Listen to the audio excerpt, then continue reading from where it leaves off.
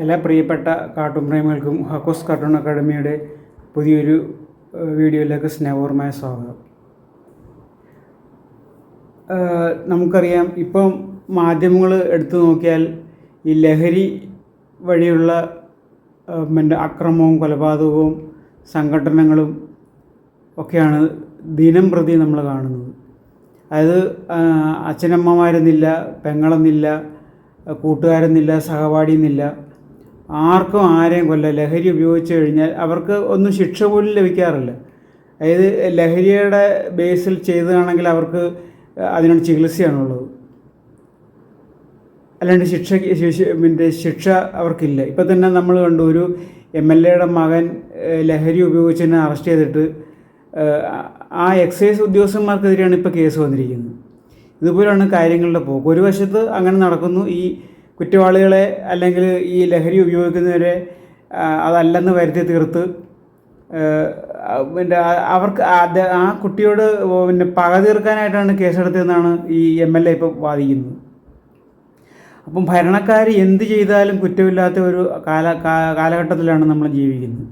അപ്പം ഒരു സൈഡിൽ ഇങ്ങനെ ലഹരി ഉപയോഗിച്ചിട്ടുള്ള അക്രമങ്ങളും അനീതികളും കൊലപാതകങ്ങളും ഒക്കെ നമുക്ക് രണ്ടോ മൂന്നും കൊലപാതകങ്ങളൊക്കെയാണ് ഈ ലഹരി. ഇപ്പം ഇന്ന് തന്നെ ചിറയൻകീഴ് ലഹരിക്ക് അടിമപ്പെട്ട് ഒരാളെ കൊന്നു, തൃശ്ശൂർ ഒരാളെ കൊന്നു. ഇങ്ങനെ ഡെയിലി 1, 2, 3 വാർത്തകളാണ് ഇങ്ങനെ വരുന്നത്. ഈ തിരുവനന്തപുരത്ത് തന്നെ വെഞ്ഞാറമൂട്ടിൽ ഒരു കുടുംബത്തിലെ 5 പേരെ ഒരുത്തൻ കൊന്നത് ലഹരിക്ക് അടിമപ്പെട്ടിട്ടാണ്.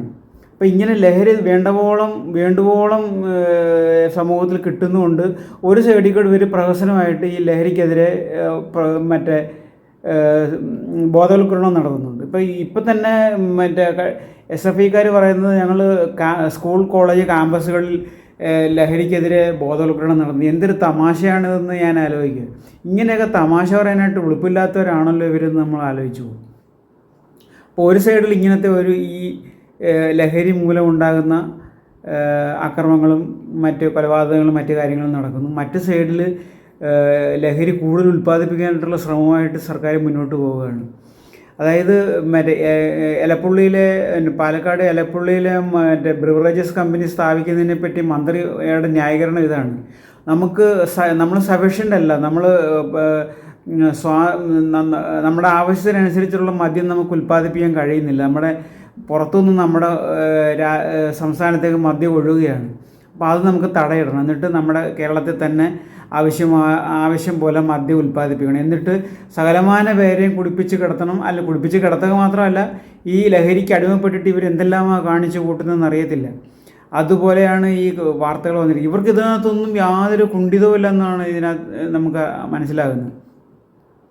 അപ്പോൾ ഇത് വെച്ചിട്ട് നമ്മുടെ കരുതൽ, നമ്മുടെ വെള്ളപ്പൊക്ക പ്രളയ സമയത്ത് മുഖ്യമന്ത്രി ഭയങ്കര കരുതൽ നായകനാണെന്നും പറഞ്ഞിട്ട് ഭയങ്കര ഒരു പ്രചരണം ഇവർ നടത്തി, PR വർക്ക് നടത്തി.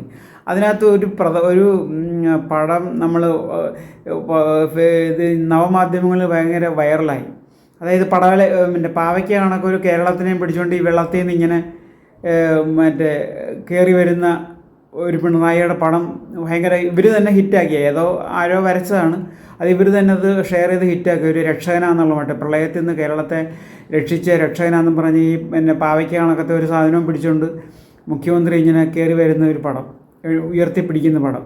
അപ്പോൾ അതിനെ ബേസ് ചെയ്തിട്ടാണ് നമ്മൾ ഈ കാർട്ടൂൺ വരയ്ക്കുന്നത്.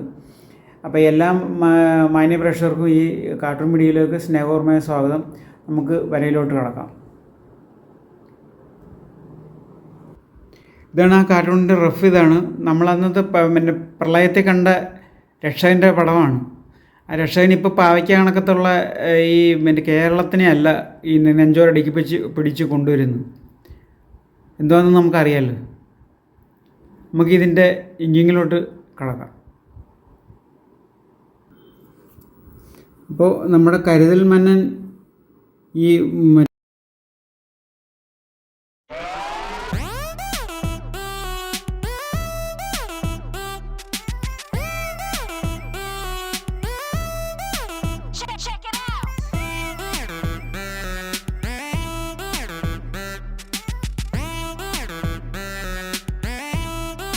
Check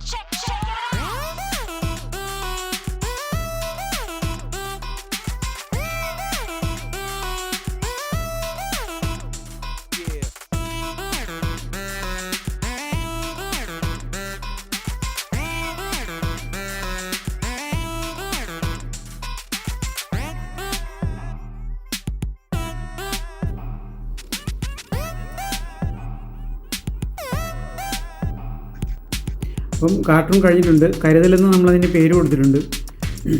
ഇപ്പം മറ്റേ പിന്നെ ഘടകകക്ഷികളായ CPIയുടെ പോലും എതിർപ്പിനെ അവഗണിച്ചുകൊണ്ട് ഈ മദ്യക്കമ്പനിയുമായിട്ട് ഇവർ മുന്നോട്ട് പോവുകയാണ്. അതാണ് ഈ രക്ഷേൻ്റെ അവതാരോദ്ദേശം. ഇതാണ് ഇപ്പം നാട്ടുകാരെ മുഴുവനും കുടിപ്പിച്ച് കിടത്തുക.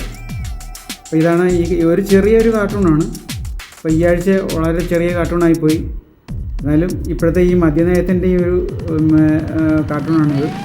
എല്ലാവർക്കും ഇഷ്ടമായെന്ന് കരുതുന്നു. ഇഷ്ടമായെങ്കിൽ ലൈക്ക് ചെയ്യണം, ഷെയർ ചെയ്യണം, സബ്സ്ക്രൈബ് ചെയ്യാത്തിട്ടുണ്ടെങ്കിൽ സബ്സ്ക്രൈബ് ചെയ്യണം. ഈ ആഴ്ചത്തെ വീഡിയോയിൽ നിന്ന് വിട പറയുന്നു കാർട്ടൂണിസ്റ്റ് ഹോപ്പ്.